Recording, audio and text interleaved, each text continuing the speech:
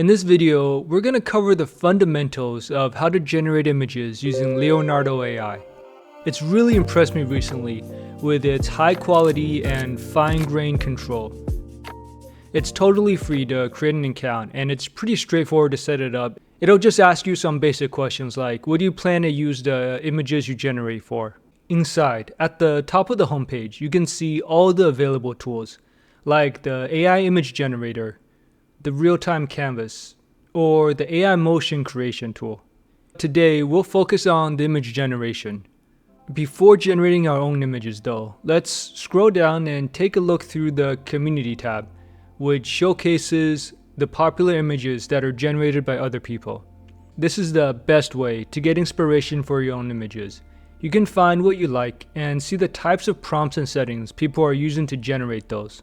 I really like this photo of a woman with a covered face and neon purple colors. Leonardo has come a really long way in terms of photorealistic images. It looks like this person used a giant prompt for the image. You actually don't need such a long prompt, and I'll show you how to create really nice looking images with shorter, simpler prompts. There's a ton of different settings and parameters, like the image size and model type. We can copy the prompt to our clipboard and use it for ourselves. I'm actually gonna use the Remix feature though, which copies the prompt and all the parameters and features used inside the image generator for us to experiment with. This is a really great way to start experimenting with different prompts and settings. If we go ahead and run the generate button, we'll reproduce similar images. We can start making our own changes, like changing the clothing of the girl from a hijab and a mask to a bucket hat with long robotic earrings. Once we generate, the style of the image will be preserved, but it's going to get remixed and the girl will be wearing a different type of fashion. Let's go back to the Community tab. You can also see the type of model that was used.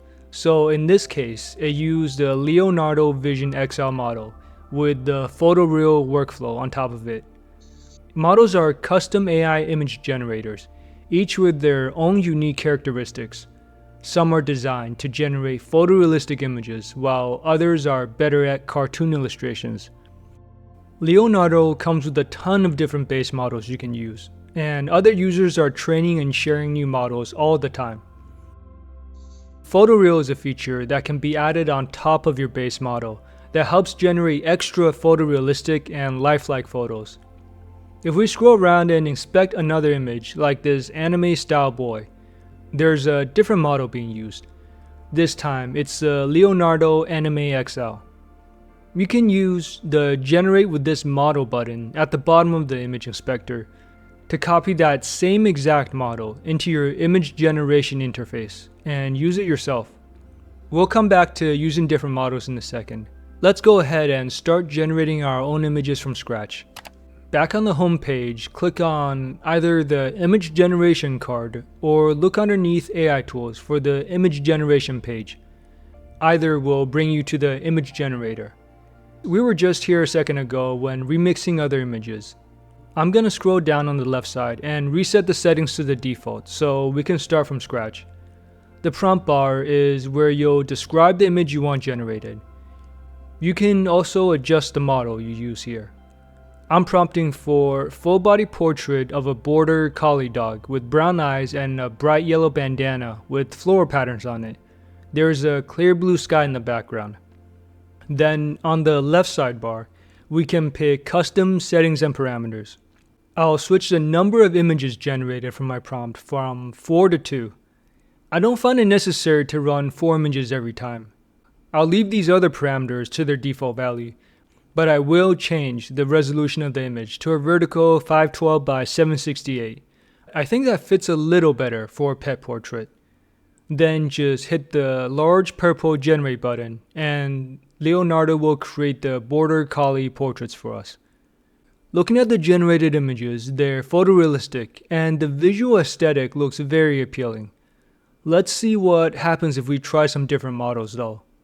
In the models menu, it shows that the default is Leonardo Lightning XL, which generates images super quickly. But we can choose from a huge list of models to get the visual style we want. If you're not sure what each model does, just click on Select Other Model, and a menu will pop up that shows all the different models, along with a description of what they're trained for.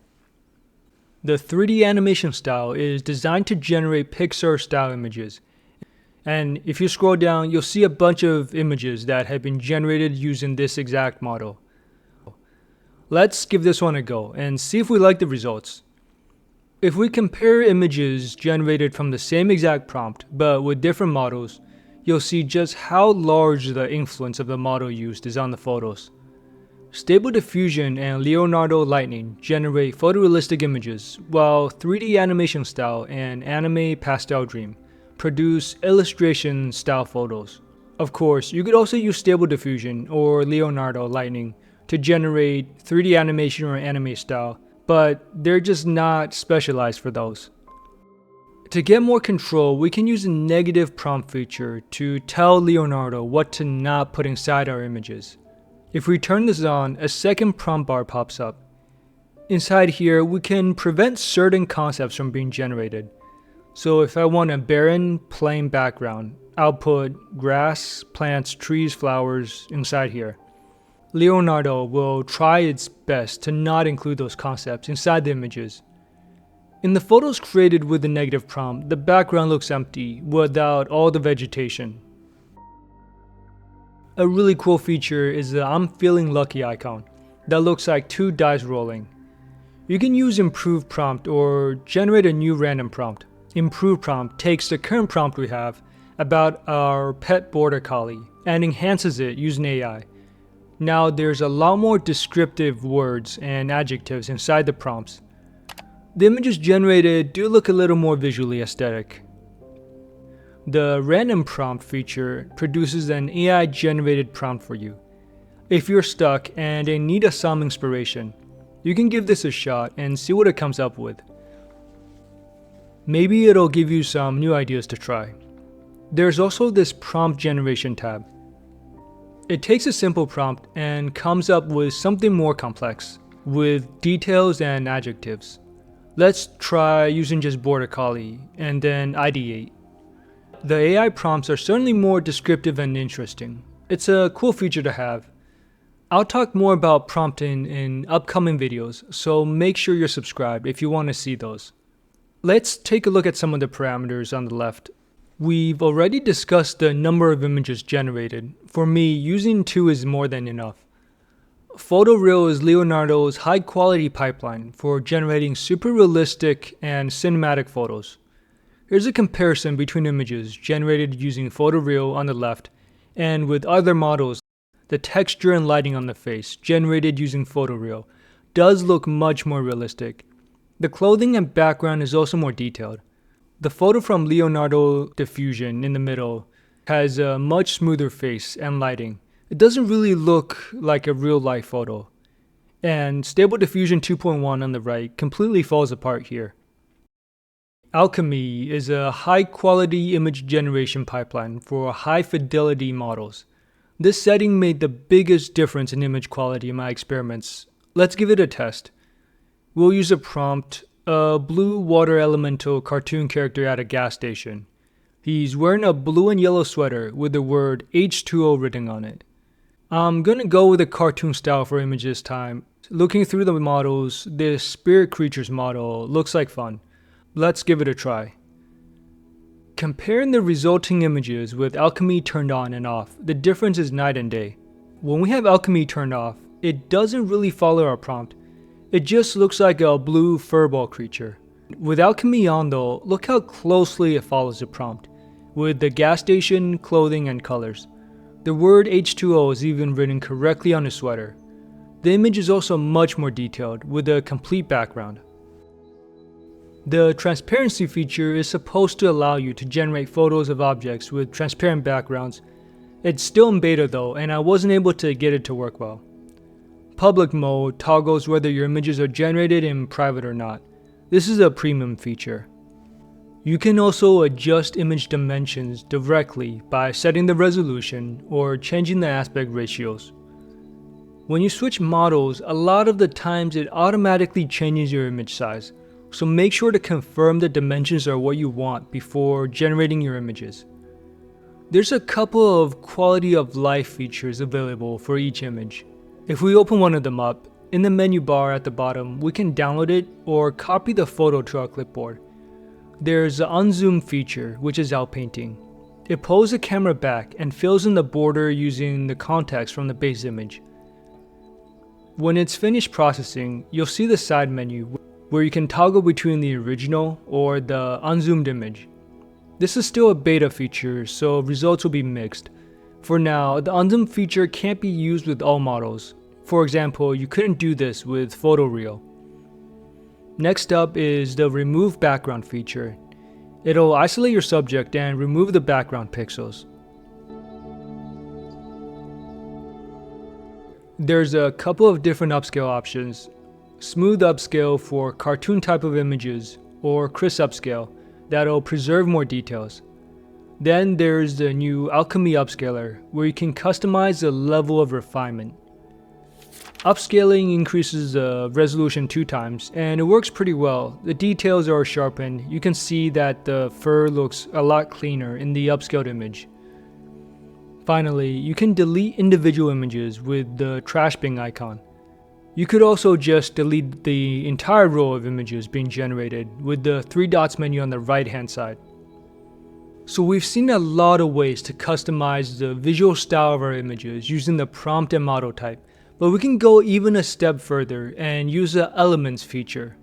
Elements are extra models you can layer on top of the base model that let you inject additional visual styles on top of each photo. I'm going to start with a prompt of a yellow holographic silhouette of a stylish woman standing in a dark room, light painting. Then if we look inside the elements menu, there's a ton of different styles we can layer on top, whether that's CGI or fantasy style illustrations. Adding in this glow wave element, it should produce some neon glow and lighting.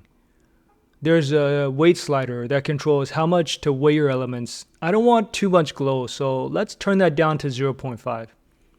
And in the generated images, there's that neon glow effect clearly added in. There's a ton of style you can add in with different elements. Here are just some examples I thought turned out really well. You can also combine multiple elements. Let's try using color pop, dark arts, and I'll also throw in the sparkle core element. I'll turn the weight down just a bit. Leonardo recommends that if you're using more than 2 elements to lower the weight, and then generate the images. There's an unlimited amount of stylization that can be done here. It's so easy to customize the styles to your personal liking. This is a must-try feature.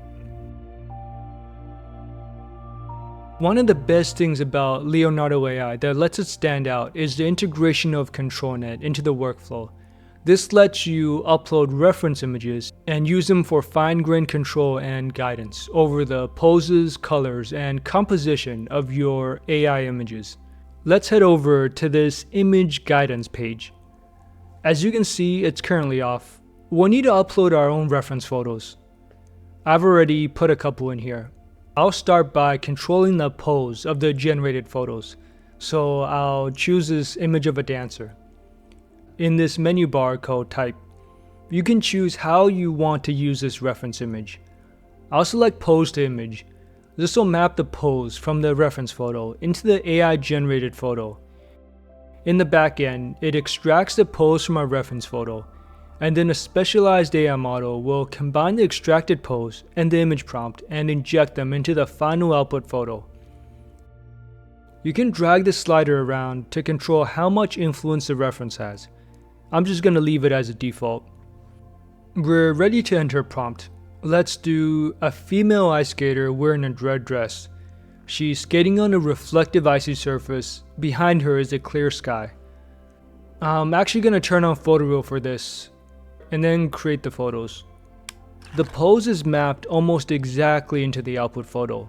I don't know much about figure skating, so this might be an unusual looking performance, but you get the idea. Let's try another example, this time with multiple different types of image guidance.